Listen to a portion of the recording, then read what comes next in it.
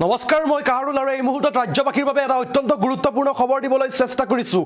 এইবাৰ ভগৱান শ্ৰীকৃষ্ণ, মহাপুৰুষ শ্ৰীমন্ত শংকৰদেৱ আৰু মাধৱদেৱ গুৰু দুজনাৰ বিৰুদ্ধে আপত্তিজনক ফেচবুক পোষ্ট কৰিছে আৰু যাৰ পৰিপ্ৰেক্ষিতত ইছলাম মাহিব তালবাহানা নামৰ এটা ফেচবুক একাউণ্টে বিস্ফোৰক অভিযোগ উত্থাপন হৈছে এই ফেচবুক একাউণ্টৰ বিৰুদ্ধে।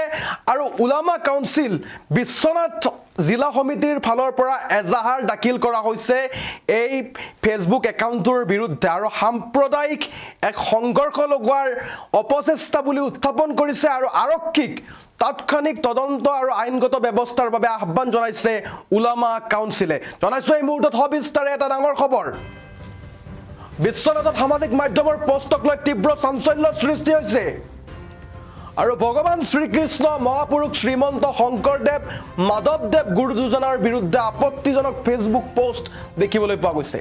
ইছলাম মাহিব তালবাহানা নামৰ ফেচবুক একাউণ্টৰ বিৰুদ্ধে বিস্ফোৰক অভিযোগ উত্থাপন হৈছে। উলামা কাউন্সিল অসমৰ বিশ্বনাথ জিলা সমিতিৰ ফালৰ পৰা এজাহাৰ দাখিল কৰা হৈছে ইছলাম মাহিব তালবাহানাৰ বিৰুদ্ধে। আৰু এই ফেচবুক পেজটোৱে বিশেষ ধৰণে আচলতে এই একাউণ্টটোৰে জৰিয়তে সামাজিক মাধ্যমত এক বিতৰ্কিত মন্তব্য কৰিছে, সাম্প্ৰদায়িক সম্প্ৰীতি নষ্ট কৰাৰ অভিযোগ উত্থাপন হৈছে। আৰক্ষীক তৎক্ষণিক তদন্ত আৰু আইনগত ব্যৱস্থাৰ আহ্বান কৰিছে উলামা কাউন্সিলে আৰু জিলাখনত শান্তি সম্প্ৰীতি বজাই ৰখাৰ বাবে আবেদন জনাইছে উলামা কাউন্সিলে। এই মুহূৰ্তত জনাইছোঁ ডাঙৰ খবৰ। বিশ্বনাথত সামাজিক মাধ্যমৰ পোষ্টক লৈ এতিয়া তীব্ৰ চাঞ্চল্যৰ সৃষ্টি হৈছে। ভগৱান শ্ৰীকৃষ্ণ আৰু মহাপুৰুষ শ্ৰীমন্ত শংকৰদেৱ, মাধৱদেৱ গুৰু দুজনাৰ বিৰুদ্ধে আপত্তিজনক ফেচবুক পোষ্ট কৰিছে আৰু যাৰ পৰিপ্ৰেক্ষিতত ইছলাম মাহিব তালবাহানা নামৰ ফেচবুক একাউণ্টৰ বিৰুদ্ধে এই বিস্ফোৰক অভিযোগ উত্থাপন হৈছে আৰু উলামা কাউন্সিল অসমৰ বিশ্বনাথ জিলা সমিতিৰ তৰফৰ পৰা এজাহাৰ দাখিল কৰিছে।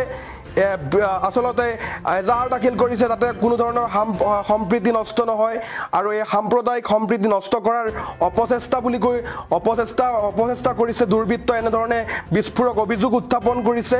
উলামা কাউন্সিলৰ ফালৰ পৰা আচলতে তাৎক্ষণিক তদন্ত আৰু আইনগত ব্যৱস্থা লোৱাৰ বাবে আৰক্ষীক প্ৰশাসনক আহ্বান জনাইছে আৰু জিলাখনত যাতে শান্তি সম্প্ৰীতি বজাই ৰখাৰ অটুট থাকে তাৰ বাবে আহ্বান জনাইছে। আমি এম্বিয়েঞ্চৰ সহায়ত সেই দৃশ্যাংশ দেখুৱাইছোঁ আচলতে কি ধৰণে এজাহাৰ দাখিল কৰিছে উলামাসকলে এজাহাৰ দাখিল কৰিছে। আমাৰ হাতত মন্তব্য আছে, মই মন্তব্য শুনাবলৈ চেষ্টা কৰিম।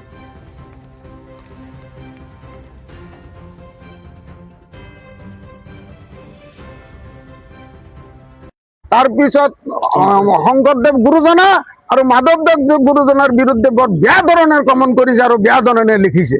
আমি অতি দুখ পাইছোঁ যে মহাপুৰুষসকলৰ ওপৰত কটু মন্তব্য কৰি ৰাতোৰাত নেতা হ'ব বিচাৰিছে নেকি, একজন সস্তীয়া জনপ্ৰিয়তা হাসিল কৰিব বিচাৰিছে, যে তাৰ ওপৰত আমি দুখ পাইছোঁ, আমি ধিক্কাৰ জনাইছোঁ। তেনেকা গৰিত কামৰ পৰা গোটেই মানৱ জাতি বাচি থাকিব লাগে আৰু আইনে কঠোৰ শাস্তি দিব লাগে যে কোনো এনেকা গৰিত কাম কৰিব নোৱাৰে।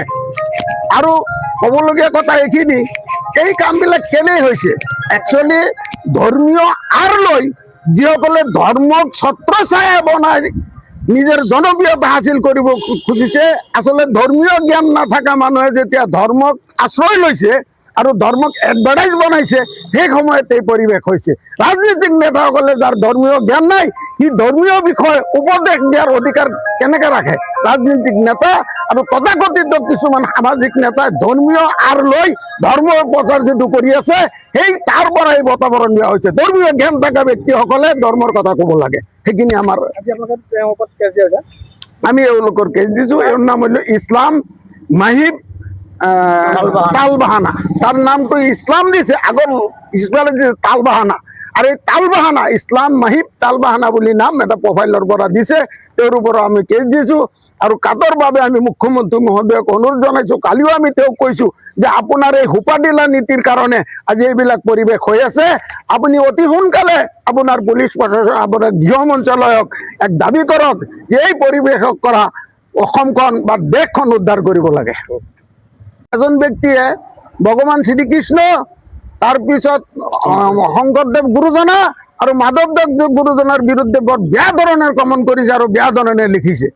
আমি অতি দুখ পাইছো যে মহাপুৰুষসকলৰ ওপৰত কটু মন্তব্য কৰি ৰাতোৰাত নেতা হ'ব বিচাৰিছে নেকি একজন বা সস্তীয়া জনপ্ৰিয়তা হাসিল কৰিব বিচাৰিছে যে তাৰ ওপৰত আমি দুখ পাইছো আমি ধিক্কাৰ জনাইছো তেনেকা কামৰ পৰা তেনেকা গৰিত কামৰ পৰা গোটেই মানৱ জাতি বাচি থাকিব লাগে আৰু আইনে কঠোৰ শাস্তি দিব লাগে যে কোনো এনেকা গৰিত কাম কৰিব নোৱাৰে আৰু ক'বলগীয়া কথা এইখিনি এই কামবিলাক কেনে হৈছে একচুৱেলি ধৰ্মীয় আৰ লৈ যিসকলে ধৰ্মক ছত্ৰছায়া বনাই নিজৰ জনপ্ৰিয়তা হাসিল কৰিব খুজিছে আচলতে ধৰ্মীয় জ্ঞান নাথাকা মানুহে যেতিয়া ধৰ্মক আশ্ৰয় লৈছে আৰু ধৰ্মক এডভাৰটাইজ বনাইছে সেই সময়ত এই পৰিৱেশ হৈছে ৰাজনীতিক নেতাসকলে যাৰ ধৰ্মীয় জ্ঞান নাই সি ধৰ্মীয় বিষয় উপদেশ দিয়াৰ অধিকাৰ কেনেকৈ ৰাখে ৰাজনীতিক নেতা আৰু তথাকথিত কিছুমান সামাজিক নেতাই ধৰ্মীয় আৰ লৈ ধৰ্মৰ প্ৰচাৰ যিটো কৰি আছে সেই তাৰ পৰা এই বাতাবৰণ দিয়া হৈছে ধৰ্মীয় জ্ঞান থকা ব্যক্তিসকলে ধৰ্মৰ কথা ক'ব লাগে সেইখিনি আমাৰ